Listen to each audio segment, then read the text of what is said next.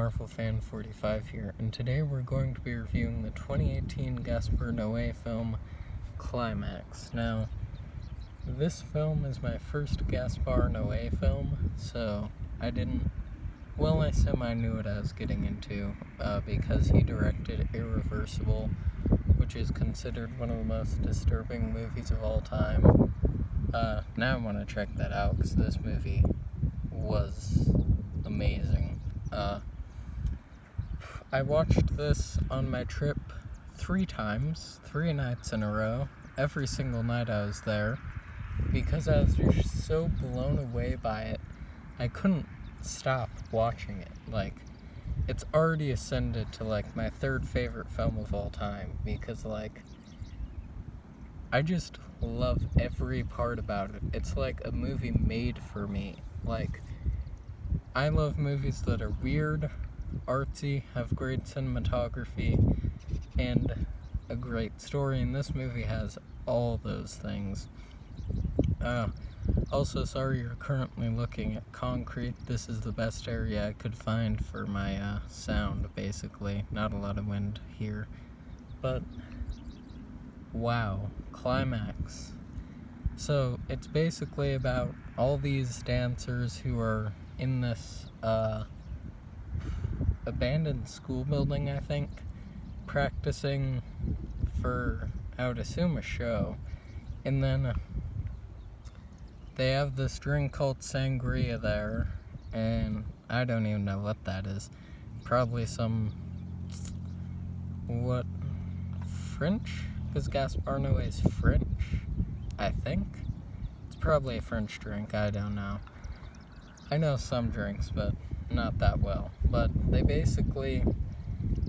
they're all drinking this because they're celebrating their final night of rehearsal, and then they find out it's laced with LSD, and then the insanity ensues.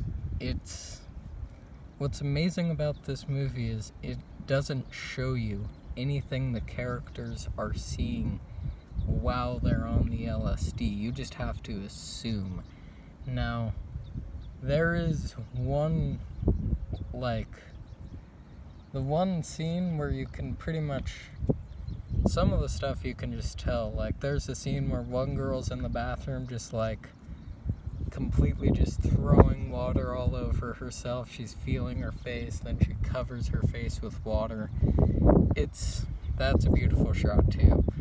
But there are 2 issues with this film, I guess. They aren't really issues for me. There are scenes where it cuts, a lot, because it's trying to get in all these characters talking, so they can get in character development, which actually works really well. And I can see people having an issue with that, all the cuts, but, didn't really affect my viewing experience. And then, well, because of all the cuts, that has a huge impact on the ending. If they didn't have those cuts, then the ending would not have the same impact.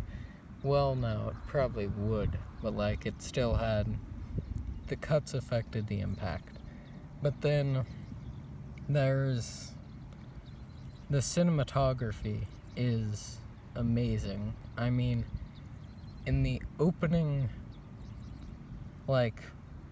after the title screen comes on, that scene is so well directed, and the choreography is insane. The fact that they managed to somehow get all these people timed up perfectly to do that, and filmed in this exact way. And an interesting thing about how I stumbled upon this movie. So this movie was on someone's worst of the decade list and someone's best of the decade list, pretty high up. So I decided to form my own opinion, and that was a great choice. Now I'm buying the Arrow release, and I don't even buy Blu-rays, and the DVD release, but wow. Well, another thing, this movie is not for everyone.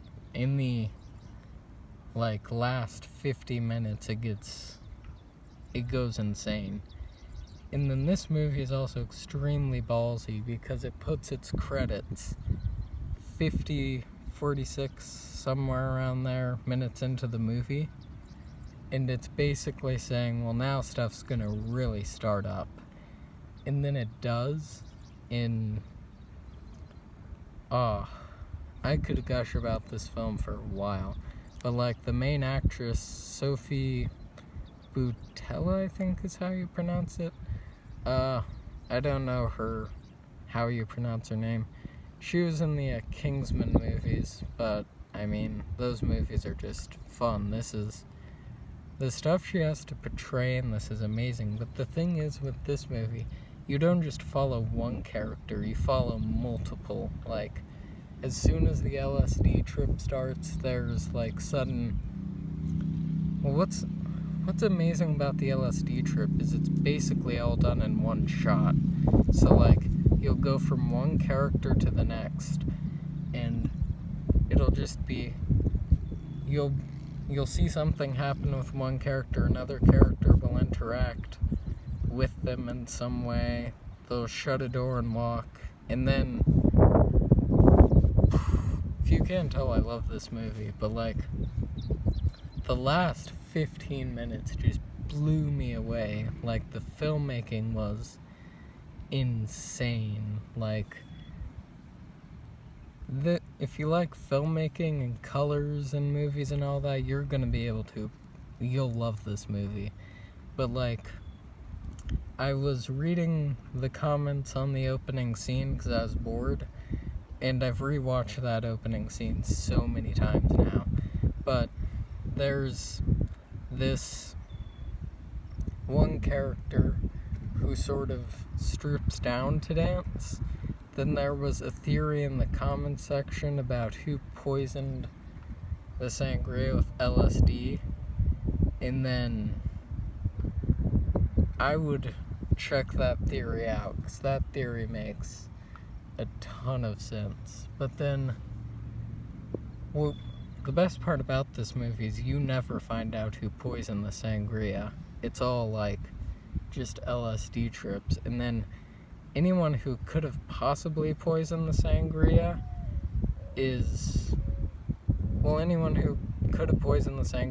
only two people didn't have a drink.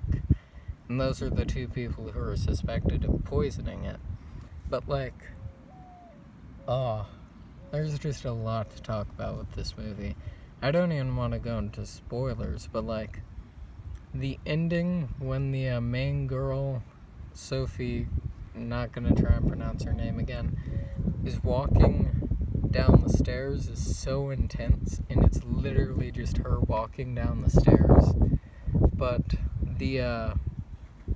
how he flips the shot to go completely backwards, and then he keeps shooting it backwards, is completely insane, but it's so well done. Like, she's walking down the dance floor, and then everything is just like, because at this point the power's shifted to the emergency power for a reason I'm not gonna spoil, but all the lights are flickering, and then you see her walking backwards through all this chaos that used to be this amazingly clean and sorted dance floor, and everything's just completely gone wrong.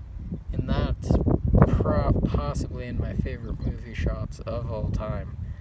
But this film is climbing up my favorite movies of all time again. Like, this is probably like my third favorite movie of all time now, and with every single scene or theory or anything I hear on it, it just keeps going up. Like, that's the thing with some movies, like, they go down. Like, I used to love Scott Pilgrim vs. the World, but then I rewatched it so many times, it just sort of went down for me.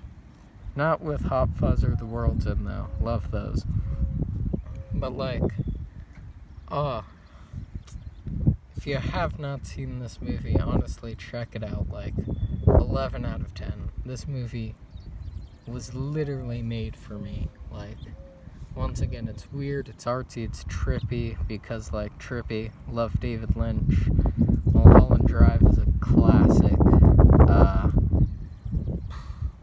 And that's it for the review. I don't even want to drag this out. If you haven't seen Climax, it's not my favorite movie of the decade. That would be Nymphomaniac Volumes 1 and 2 easily. But it's, if you can't tell by the 10 minutes I gushed about this movie, I love it. I mean, all the negatives you could see in it, I can easily forgive.